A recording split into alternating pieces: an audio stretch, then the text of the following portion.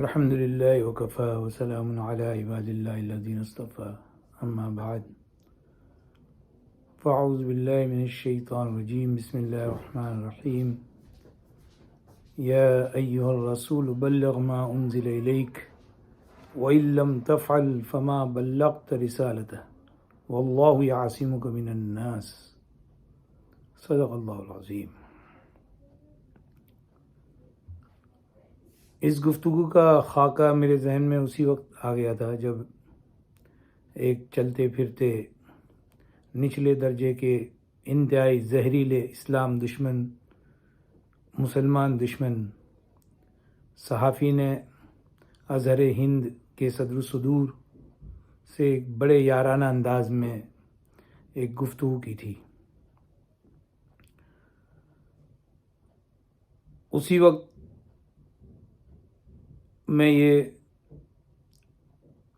باتیں پیش کرنا چاہ رہا تھا، مگر اتفاق سے میں نے سوچا کہ کسی اور جانب سے اس سلسلے میں کوئی بات آ جائے، اس کا انتظار کرتا رہا۔ پھر اتفاق سے دلی کے پردوشت ماحول کی وجہ سے میرا گلا خراب ہو گیا۔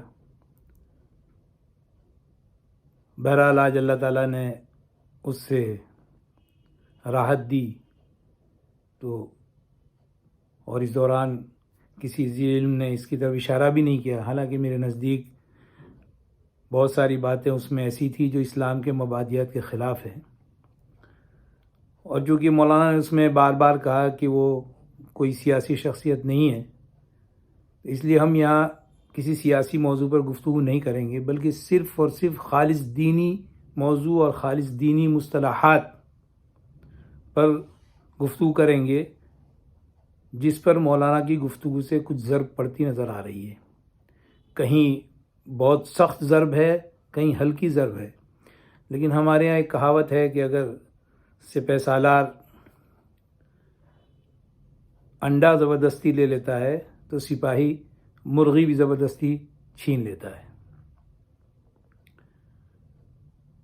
ہم جس ماحول میں رہ رہے ہیں اس میں شرک اور کفر کا غلبہ، اس کی زہرناکی، اس کی ٹاکسیسٹی اتنی بڑھی ہوئی ہے کہ ناقابل بیان ہے،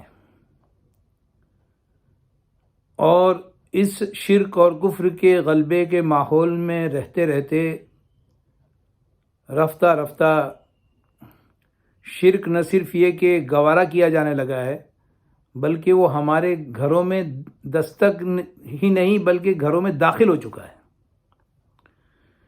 پہلے تو یہ ہوتا تھا کہ تہواروں کے موقع پر سیاسی لوگ مبارکباد دیتے تھے، اور علماء عام طور سے مبارکباد دینے سے بھی گریز کرتے تھے، کیونکہ شرک کے جتنے بھی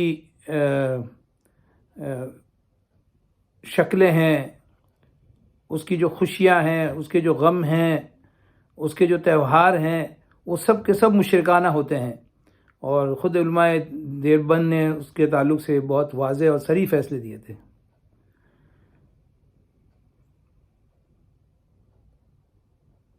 لیکن رفتہ رفتہ وہ سیاست دانوں کا عمل جس پر علماء کی جانب سے صریح تنقید نہیں کی گئی، وہ خود علماء کے اندر در آیا، اور نہ صرف یہ کہ مشرکانہ تہواروں پر مبارکبادیاں، ان میں شراکت، ان میں ایک دوسرے کے تئیں خیر خواہی کے جذبات کا اظہار جاری ہوا، بلکہ ان گنہگار آنکھوں نے بڑے بڑے علماء کو بتوں کے سامنے جھکے ہوئے اور ان کے سامنے دست بستہ دیکھا ہے۔ اور اگر اس پر ابھی بند نہیں باندھا گیا یا اس کے خلاف لوگوں کو بیدار نہیں کیا گیا تو شرک اور کفر کا یہ طوفان نہ صرف یہ کہ ہمارے ایمان کو اڑا لے جائے گا، بلکہ ایمان کی جو کچھ باقیات، جو ایمان کے قلعے کہے جاتے ہیں وہ مدارس، جو ایمان کا مرکز کہا جاتا ہے وہ مساجد، وہ سب کے سب تباہ و برباد ہو جائیں گے، ہماری جانیں چلی جائیں گی، ہماری عصمتیں لٹ جائیں گی، اور ہمارا وجود گرچہ باقی رہے گا، کیونکہ دنیا میں کسی بھی مقام پر کسی بھی ظالم نے 15 سے 20 کروڑ لوگوں کو تہ تیغ نہیں کیا ہے، لیکن ہمارا وجود ایسے ہی ہو جائے گا جیسے قرآن نے کہا ان الذین توفاہم الملائکۃ ظالمی انفسہم قالوا فیم کنتم قالوا کنا مستضعفین فی الارض قالوا الم تکن ارض اللہ واسعہ فاولئک مأواہم جہنم وساءت مصیرا۔ جب فرشتے ان کی روحوں کو قبض کرنے آئے تو انہوں نے کہا کہ یہ تم کس حال میں ہو، نہ صورت شکل سے مسلمان ہو، نہ ایمان کے اعتبار سے مسلمان ہو، نہ اعمال کے اعتبار سے مسلمان ہو، تو کہیں گے ہم کمزور تھے، بے زور تھے۔ تو فرشتے کہیں گے وطن سے اتنی محبت کیوں تھی تم کو ایمان کے مقابلے میں؟ کہیں اور چلے جاتے جہاں جا کر کے اللہ کا نام لیتے، اپنے آپ کو اہل ایمان میں شمار کراتے، شرک و کفر سے نفرت اور بغاوت کو اپنے اندر پنپاتے، پھر ان لوگوں کو گھسیٹ کر جہنم میں داخل کر دیا جائے گا۔ تو نہ صرف دنیا برباد ہو جائے گی بلکہ آخرت بھی برباد ہو جائے گی۔ میں دراصل یہ گفتگو اپنے تئیں ایک فرض کفایہ کے طور پر کر رہا ہوں۔ مجھے نہیں امید ہے کہ جن کے لیے گفتگو کی جا رہی ہے ان کے اندر کسی طرح کی تبدیلی آئے گی، لیکن میں ان معصوم ذہنوں کو جو ان بزرگانہ اور بارش اور متقیانہ صورتوں کو دیکھ کر کے دھوکہ کھا سکتے ہیں، ان کی رہنمائی کے لیے میں کچھ باتیں یہاں پیش کر رہا ہوں۔ سب کو معلوم ہے کہ دنیا میں سب سے واحد دین جو صحیح معنی میں موحد ہے، توحید پرست ہے، وہ اسلام ہے۔ باقی ہر جگہ شرک نے اپنا ڈیرا جما لیا ہے۔ اس کی وجہ یہ کہ شرک کے معاملے میں قرآن مجید جو اللہ کی کتاب ہے بہت واضح ہے، بہت ہی صریح انداز میں فرما دیا گیا ان الشرک لظلم عظیم، شرک سب سے بڑا ظلم ہے۔ اللہ کی ذات میں، اس کی صفات میں کسی کو شریک کرنا، اس سے بڑا کوئی ظلم ہو ہی نہیں سکتا، کیونکہ وہ ظلموں کی داتا ہے، ظلم کی ماں ہے شرک۔ جس نے ایک بار شرک کر لیا وہ انسانیت کے مقام سے گر جاتا ہے۔ وَمَن يُشْرِكْ بِاللَّهِ فَكَأَنَّمَا خَرَّ مِنَ السَّمَاءِ إِلَى الْأَرْضِ۔ جس نے شرک کیا وہ اس کی انسانیت ختم ہو جاتی ہے، وہ آسمان سے زمین پر گر جاتا ہے، اس کی حیثیت ایک بے جان لاشیں کسی ہو جاتی ہے جسے ہوائیں اٹھاتی پھریں یا جسے جو ہے گدھ اچک کے لے جائے۔ اللہ تعالیٰ نے واضح طور سے قرآن میں کہا وَمَن يُشْرِكْ بِاللَّهِ فَقَدْ حَرَّمَ اللَّهُ عَلَيْهِ الْجَنَّةَ۔ حضرت عیسیٰ علیہ السلام کے زبان مبارک سے بات کہلائی گئی ہے کہ جو اللہ کے ساتھ شرک کرے گا وہ گویا اللہ تعالیٰ اس کے اوپر جنت کو حرام کر دے گا۔ اللہ تعالیٰ نے فرمایا لقمان علیہ السلام کے زبان سے یا بنی لا تشرک باللہ، اللہ کے ساتھ کسی کو شریک مت ٹھہراؤ۔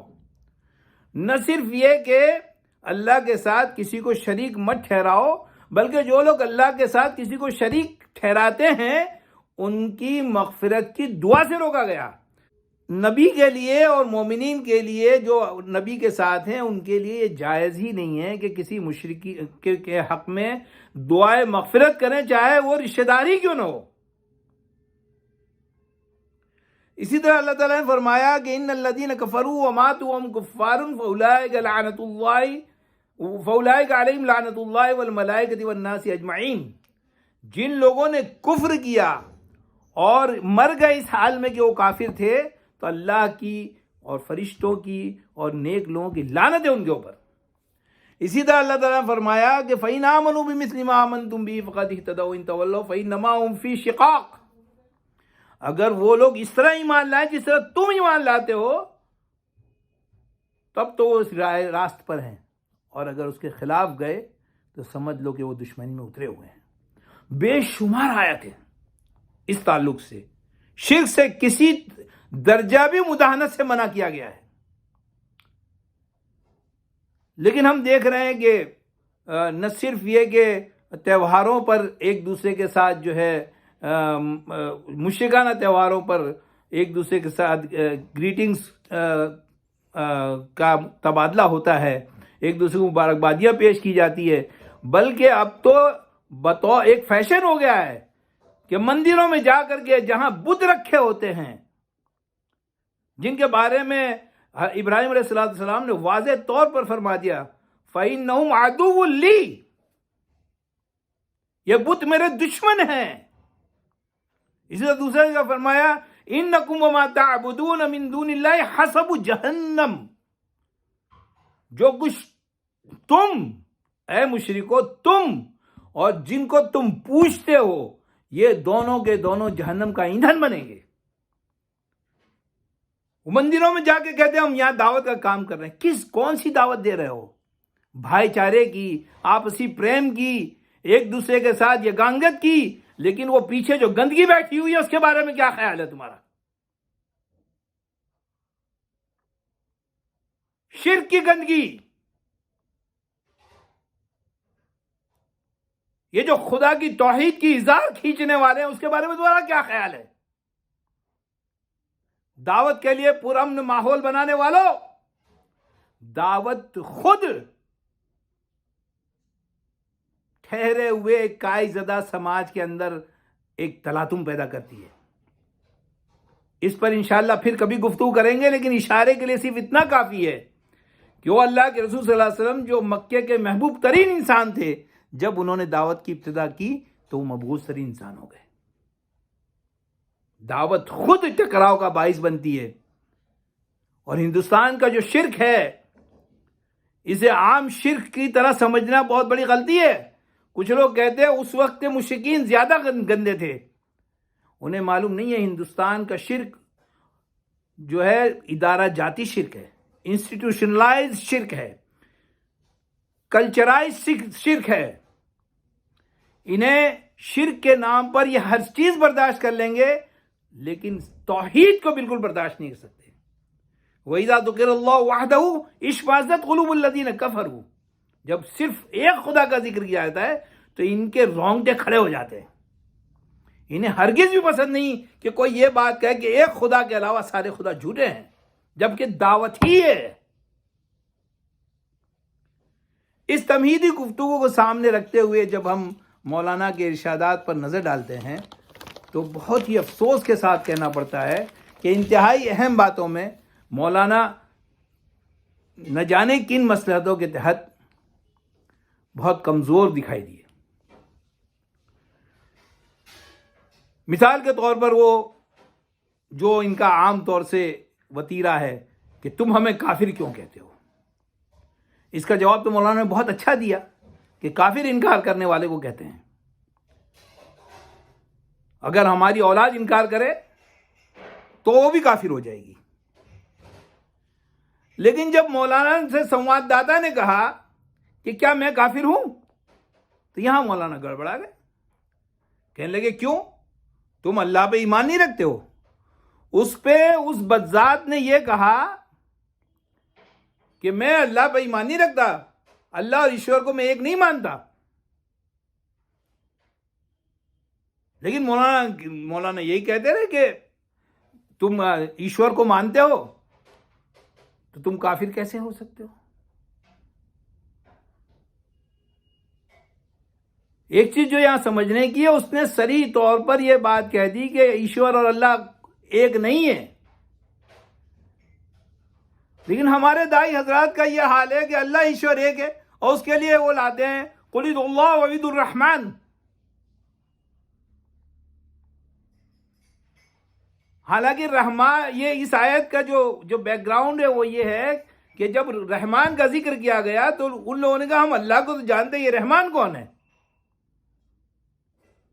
تب اللہ تعالیٰ نے کہا کہ اللہ کو پکارو یا اس کی صفت سے الرحمن کو پکارو، اس میں کوئی حرج نہیں ہے، لیکن ایشور تو اللہ کی صفت ہے ہی نہیں، ایش دیوی کا ور۔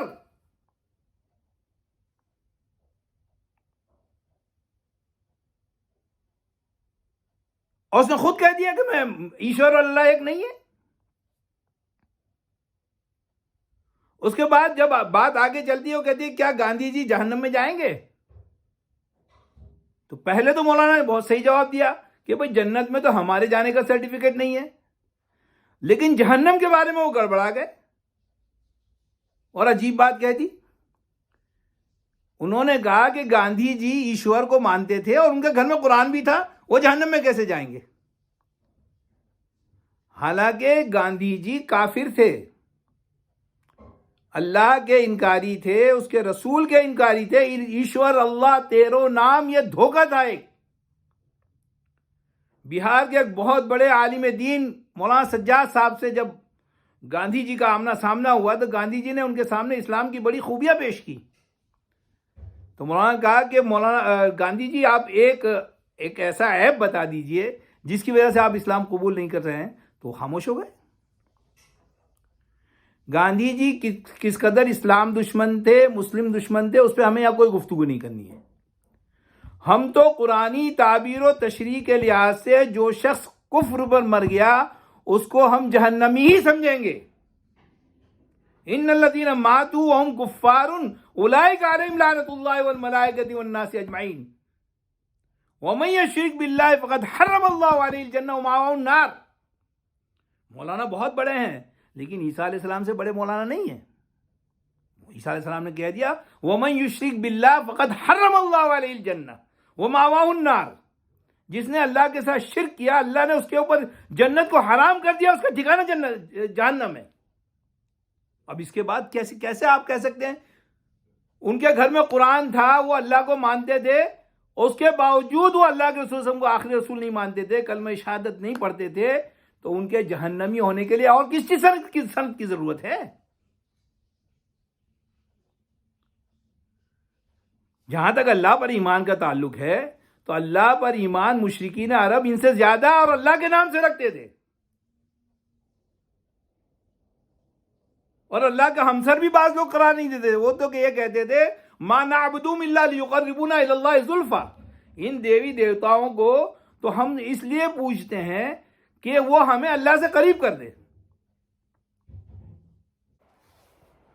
ان سے جو پوچھنے کی ضرورت تھی وہ یہ کہ ہمارے کافر کہنے پر آپ کو اتنا اعتراض ہے تو آخر جو آپ کے دھرم کو نہیں مانتا آپ اس کو کس اصطلاح سے یاد کرتے ہیں؟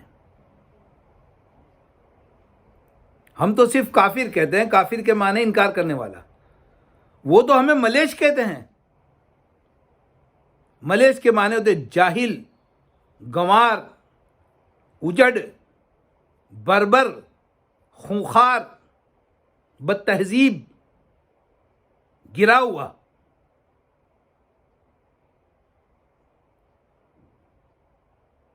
اور ہر مذہب میں یہ ہوتا ہے کہ وہ اپنے ماننے والوں کو جنتی کہتا ہے اور دوسروں کو مختلف ڈیروگریٹری الفاظ سے یاد کرتا ہے. لیکن وہ اسلام کو یہ حق بھی نہیں دینا چاہتے کہ اسلام کا انکار کرنے والوں کو منکر کہا جائے، کافر کہا جائے. لیکن یہاں یہ اس بد زبان کا حال دیکھیے جو کہتا ہے کہ آپ یہ کیوں کہتے ہیں اللہ سب سے بڑا ہے. اب مولانا پھر گڑبڑا گئے، فرما رہے ہیں یہ غلط بات ہے. ہم اللہ اکبر کا مطلب ہوتا ہے اللہ بہت بڑا ہے. کتنا بڑا ہے بھائی؟ ڈیفائن کیجیے آپ کتنا بڑا ہے. اس کا ترجمہ صرف اور صرف یہی ہوگا کہ اللہ سب سے بڑا ہے، خود اپنی مخلوق سے بڑا ہے، کائنات سے بڑا ہے، زمین و آسمان سے بڑا ہے. لیکن آپ کہہ رہے ہیں اللہ بہت بڑا ہے. یہ ویگ کلمہ ہے، یہ توحید ہے ہی نہیں، اس میں شرک کی پوری گنجائش ہے. چنانچہ اس نے فوراً نکال لکھا کیا اللہ مہادیو سے بھی بڑا ہے؟ اس پہ مولانا ایک غیر ضروری چیز میں پڑ گئے اور اللہ کی شان میں گستاخی کروا بیٹھے. مولانا فوراً کہہ لے کہ مہادیو کو کس نے پیدا کیا؟ اللہ ہی نے تو پیدا کیا. حضرت یہ مہادیو جو ہے یہ خیالی بت ہے جس کی خود ان کے یہاں کوئی متعین تعبیر اور تشریح نہیں ہے. اس پر میں ابھی کوئی زیادہ روشنی نہیں ڈال رہا ہوں. موقع آیا تو انشاءاللہ مہادیو سے بھی خود ہندو کتابوں کی روشنی میں تعارف کراؤں گا. لیکن یہاں کہہ دینا اتنا کافی ہے کہ خود ان کے یہاں یہ طے نہیں ہے کہ مہادیو بڑا ہے یا وشنو بڑا ہے.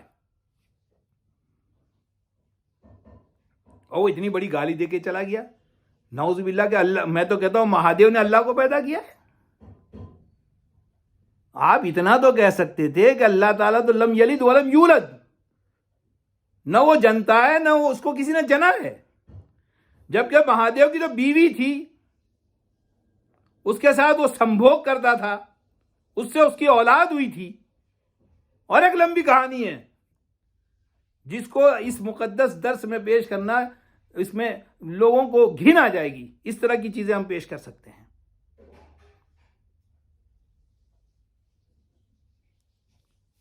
یارانہ انداز میں ایک اسلام دشمن سے اتنے سب زہر کو سن کر بھی مولانا کی غیرت نہیں جاگی.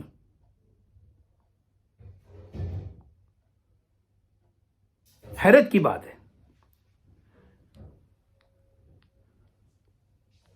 اسی دوران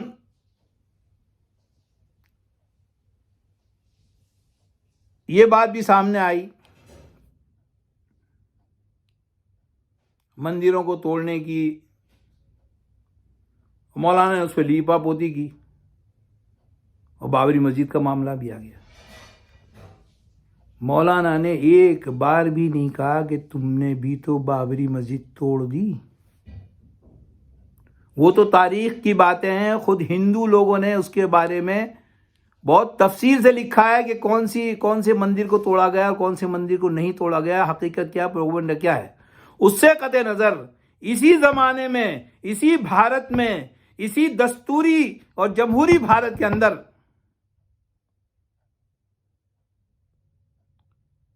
سکھوں کے سب سے بڑے مذہبی عبادت گاہ پر فوج کشی ہوئی اور مسلمانوں کی 500 سالہ قدیم مسجد کو آنکھوں دیکھتے شہید کر دیا گیا. آپ سوال نہیں کھڑے کر سکتے تھے کیا؟ لیکن ایسا محسوس ہوتا ہے کہ آپ تو ان کو مطمئن کرنا چاہ رہے ہیں. آپ فرما رہے ہیں کہ ہم نے بابری مسجد پر فیصلے کو مان لیا. ہاں بھائی چلو تم کہتے ہو تو ٹھیک ہے, لا حول ولا قوت الا باللہ. وہ سپریم کورٹ جو یہ کہہ رہا ہے کہ اس بات کا کوئی ثبوت نہیں ہے کہ وہاں پر مسجد سے پہلے کوئی مندر تھا, وہ سپریم کورٹ جو یہ تسلیم کر رہا ہے کہ بابری مسجد کو ڈھایا جانا ایک قابل یعنی وہ قابل دستاندازی قانون جرم تھا, وہی سپریم کورٹ سارے حقائق کو تسلیم کرتا ہے اور آخر میں جن بھاوناؤں کے آدھار پہ ایک فیصلہ دے دیتا ہے. اور آپ کہتے چلو تم نے کہا ٹھیک ہے مان لیا. آپ آڑ لے رہے ہیں, عدالت کی آڑ لے رہے ہیں. بابری مسجد کی سودے بازی مسلم قیادت نے کی ہے اور خدا کی قسم اللہ ایک ایک سے جواب لے گا. میں چاہوں تو یہاں سب کے نام گنا سکتا ہوں, لیکن ابھی اس کا موقع نہیں ہے. ابھی تو شریعت مطہرہ جس کے اوپر خود بھیتر گھات لگ رہا ہے وہ مقصود ہے. عدالت سے بڑھ کر پارلیمنٹ ہے. پارلیمنٹ نے 3 کسان قانون بنائے اور لوگوں نے احتجاج کے ذریعے ان قانون کو بدلوا دیا. اور آپ کہہ رہے ہیں ٹھیک ہے عدالت کہتی ہے تو ٹھیک ہے. عدالت نے اندرا گاندھی کو قید میں ڈالا تھا تو آپ کے بھیا نے جو ہے ملک و ملت بچاؤ تحریک چلائی تھی. تب کیوں نہیں کہا کہ ٹھیک ہے, جب اندرا گاندھی کا مجرمانہ ریکارڈ تو تھا ہی اور عدالت نے اس کو بلا وجہ جیل میں نہیں ڈالا تھا, تب ملک و ملت بچاؤ تحریک چل رہی تھی. اور یہاں خدا کا گھر چھین گیا, اس کے اندر بتوں کی عبادت ہو رہی ہے. اور بعض مولوی اتنی دریدہ دہنی پر اتر آئے, وہ کہہ رہے ہیں کہ اس میں ایک خدا رام کی عبادت ہوگی. جہاں رام کا ذکر ہوا وہ دوسرا خدا ہو گیا. ویسے تو ہنومان مندر میں صرف ہنومان کی عبادت ہوتی ہے, وہ بھی ایک خدا ہو گیا. وشنو کے مندر میں وشنو کی عبادت ہوتی ہے, وہ بھی ایک خدا ہو گیا. لا حول ولا قوت الا باللہ. اس قدر گر گئے تم.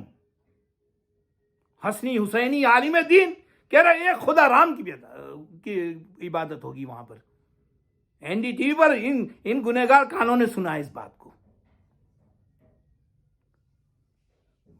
بابری مسجد خدا کا گھر تھا اور جس نے بابری مسجد کو گرایا ہے اللہ تعالیٰ اس کی اینٹ سے اینٹ بجا دے گا، اور جنہوں نے ان کا ساتھ دیا ہے اللہ تعالیٰ انہیں دنیا اور آخرت دونوں جگہ رسوا کرے گا۔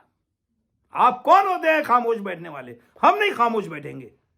ہم کہتے ہیں جب اللہ تعالیٰ ہمیں طاقت دے گا انشاءاللہ سپریم کورٹ کے اسی فیصلے کے مطابق ہم اس مندر کو ڈھا دیں گے اور وہاں دوبارہ سے اللہ کے گھر کو آباد کریں گے انشاءاللہ۔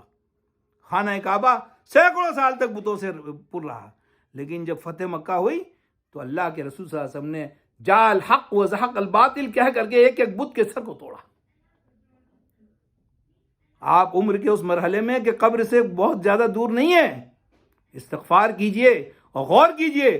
اگر اس ملی بھگت میں آپ کا ہاتھ ہے تو آپ توبہ کیجئے اور اللہ اعلان کہیے کہ خدا کا گھر تھا، ہے اور رہے گا۔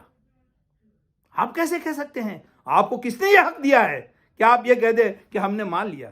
ہم نہیں مانتے، ہم نہیں مانتے، ہم ہرگز نہیں مانیں گے، چاہے اپنی جان کی قیمت پر، چاہے ہمیں جیل میں ٹھونسا جائے، چاہے ہم پر زندگی تنگ کر دی جائے، ہم خدا کے پاک گھر میں بتوں کی ناپاکی کو تسلیم نہیں کریں گے۔ اسی طرح وہ اتنے اطمینان سے کہہ رہے ہیں کہ میں نہیں کہتا کہ اسلام خطرے میں ہے۔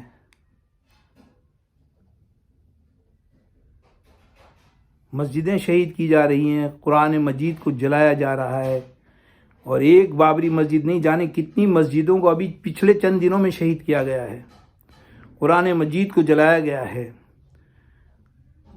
موب لنچنگ کے علاوہ اور دنیا بھر کی مصیبتوں کو نے مسلمانوں کو گھیر لیا ہے، اور مسلمانوں کو تیزی سے برما کی صورتحال پر پہنچایا جا رہا ہے، اور آپ دیوبند کے قلعے میں بیٹھ کے یہ فرما رہے اسلام خطرے میں نہیں ہے۔ خطرے میں تو سب کچھ ہے مولانا، خطرے میں تو آپ بھی تھے، اسی لیے تو بھاگوت کے چرن اسپرش کو تشریف لے گئے تھے۔ بھاگوت جو اللہ کا دشمن ہے، اللہ کے رسول کا دشمن ہے، اسلام کا دشمن ہے، جو مسلمان مکت بھارت دیکھنا چاہتا ہے، آپ اس سے کس لیے ملنے گئے تھے؟ کیا بات ہوئی تھی؟ یہ جو آپ نے یہاں انکشاف فرمایا کہ ان کا اور ڈی این اے اور ہمارا ڈی این اے ایک ہی ہے، وہ تو ہمیں معلوم ہے، ہمارے استاد نے بتایا کہ سید اور مدنی جو ہے خواب کی بنیاد پر آپ نے لگایا ہے، ورنہ آپ ٹانڈا کے رہنے والے ہیں، اسی ملک کے ہیں، آپ کا ان کا ڈی این اے ایک ہے، اس میں کوئی شک نہیں ہے۔ میرا بھی ڈی این اے ان سے ملتا ہوگا کیونکہ میں بھی پٹیل ہوں، ہم باہر سے نہیں آئے ہیں۔ لیکن ابو لہب اور اللہ کے رسول صلی اللہ علیہ وسلم کا بھی ڈی این اے کا تھا، وہ ابو لہب جہنم میں جائے گا، اس کے اوپر سورت نازل ہوئی تبت یدا ابی لہب۔ ڈی این اے ایک ہونے سے کیا ہوتا ہے؟ اور مولانا پوری دنیا کے لوگوں کا 99.9% ڈی این اے کی ہوتا ہے۔ جیسے ہر انسان کے 2 ہاتھ ہوتے ہیں، 2 پیر ہوتے ہیں، 1 ناک ہوتی ہے، 2 آنکھ ہوتی ہے، 2 کان ہوتے ہیں، اسی طرح سارے لوگوں کا ڈی این اے کی ہوتا ہے۔ صرف 0.1% کے اندر وہ فرق ہوتا ہے جس کے ذریعے سے قبیلہ قبیلے سے الگ، خاندان خاندان سے الگ، اور فرد فرد سے الگ ہوتا ہے۔ صرف 0.1% کا فرق ہوتا ہے، اور ڈی این اے اسی فرق کو ثابت کرنے کے لیے ہوتا ہے۔ یہ موہن بھاگوت یہ کہہ کہ ہماری آنکھوں میں دھول جھونک رہا ہے، اور آپ نے بھی کہہ دیا ہمارے آبا و اجداد ہندو تھے۔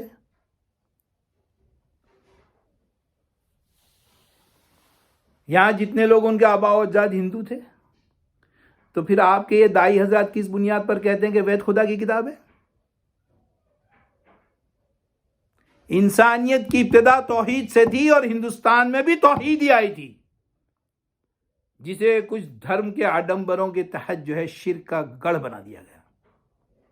میں نہیں مانتا کہ ہندوستان کے آبا و اجداد ہندو تھے، وہ بھی مسلمان تھے۔ خود آپ نے تعریف کی ہے کہ آدم علیہ السلام سے اسلام چلا آ رہا ہے، تو کیا اسلام صرف اللہ کے رسول صلی اللہ علیہ وسلم کے زمانے میں یہاں پہنچا؟ پھر یہ ایکیشورواد اور یہ ابراہیم علیہ السلام کا قصہ اور یہ جو بڑی باڑھ کا قصہ، یہ سب کہاں سے آیا ان کے پاس؟ ان کی خوشنودی حاصل کرنے میں اتنے آگے نہ جائیے کہ خود آپ پیچھے رہ جائیں، کیونکہ دنیا کی زندگی تو کٹ جائے گی، خدا کے سامنے جواب دہی بہت مشکل ہو جائے گی۔ موہن بھاگوت کے ڈی این اے ایک کہنے کا مطلب یہ ہے کہ ہماری تہذیب ایک ہے، ہماری زبان ایک ہے، حالانکہ یہ سب جھوٹ ہے۔ ہندوستان میں کشمیر کی تہذیب الگ ہے، کنیا کماری کی الگ ہے، گجرات کی الگ ہے، بنگال کی الگ ہے، ایم پی کی الگ ہے، اڑیسہ کی الگ ہے، زبان الگ ہے، رنگ الگ ہے، مذہب الگ ہے۔ اسی لیے یہ ہندوتو وادی ہندوازم کی یا ہندو دھرم کی بات نہیں کرتے ہیں، یہ ہندوتوا کی بات کرتے ہیں۔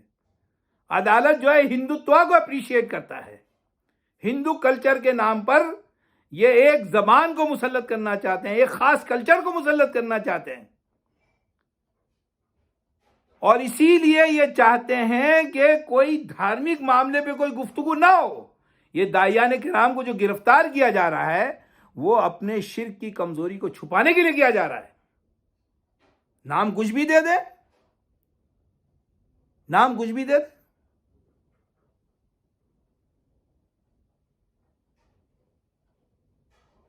اگر آپ اس بات کو نہیں سمجھتے تو جو چھوٹے لوگ ہیں وہ اس کو کیسے سمجھیں گے؟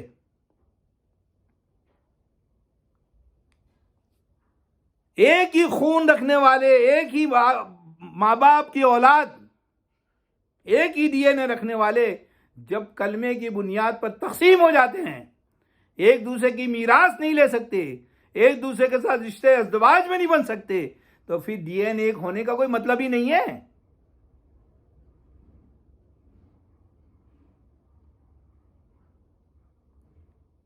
میں بتا سکتا ہوں کہ کیوں ملاقات کی گئی تھی موہن بھاگوت سے۔ جس انجام کو ہمارے عمر گوتم صاحب جس آزمائش میں مبتلا ہوئے، ہمارے کلیم صدیق صاحب جس آزمائش میں مبتلا ہوئے، اسی طرح کا کوئی خطرہ منڈلا رہا تھا، لیکن میں یہاں کوئی اس کا ذکر نہیں کرنا چاہتا ہوں۔ کوئی جیل میں جاتا ہے اور غلط الزام میں جاتا ہے تو وہ اللہ کی حفاظت میں ہے، وہاں سے وہ ہیرا بن کے نکلے گا انشاءاللہ۔ امام حنیفہ رحمۃ اللہ علیہ خلافت اسلامیہ کے زمانے میں جیل میں گئے اور وہاں سے ان کا جنازہ نکلا۔ اور اگر کوئی جیل میں نہیں جاتا اور اللہ اس کو آزماتا نہیں ہے تو یہ اس کی بد نصیبی ہے، کیونکہ اللہ تعالیٰ نے کہا وَلَنَبْلُوَنَّكُمْ بِشَيْءٍ مِّنَ الْخَوْفِ وَالْجُوعِ وَنَقْصٍ مِّنَ الْأَمْوَالِ وَالْأَنفُسِ وَالثَّمَرَاتِ وَبَشِّرِ الصَّابِرِينَ۔ ٹکراؤ تو ناگزیر ہے، اس ٹکراؤ میں جو لوگ جم کے کھڑے رہیں ان کے لیے بشارت ہے۔ اس باب میں سب سے زیادہ دھوکہ جو دیا جا رہا ہے وہ باہمی بھائی چارے اور پرامن اور تکثیری سماج میں امن کے ساتھ رہنے کو دعوت کا متبادل قرار دیا گیا ہے، جبکہ یہ ایک صریح جھوٹ ہے۔ انشاءاللہ ہم اگلی گفتگو میں ان جھوٹوں سے بھی پردہ اٹھائیں گے۔ اب ایک آخری اور اہم ترین بات اس ضمن میں جو میں کہنا چاہتا ہوں وہ یہ ہے کہ حضرت عالمگیر اورنگزیب رحمۃ اللہ علیہ ہمارا ماضی ہیں، طالبان ہمارا حال ہے، اور غزوین ہمارا مستقبل ہے۔ تو جو لوگ امت کے اس ماضی، حال اور مستقبل سے پہلو تہی کرتے ہیں، مجھے اندیشہ ہے کہ اللہ اور اس کے رسول صلی اللہ علیہ وسلم کہیں اس شخص سے پہلو تہی نہ کر لیں یا اس گروہ سے پہلو تہی نہ کر لیں۔ اگر آپ اپنے ماضی، حال اور مستقبل کے ساتھ کھڑے نہیں ہو سکتے تو پھر اللہ کو اس کی پرواہ نہیں ہوگی کہ پھر آپ کس گڑھے میں کریں۔ اقول قولی ھذا واستغفر اللہ لی ولکم اجمعین وآخر دعوانا الحمد للہ رب العالمین۔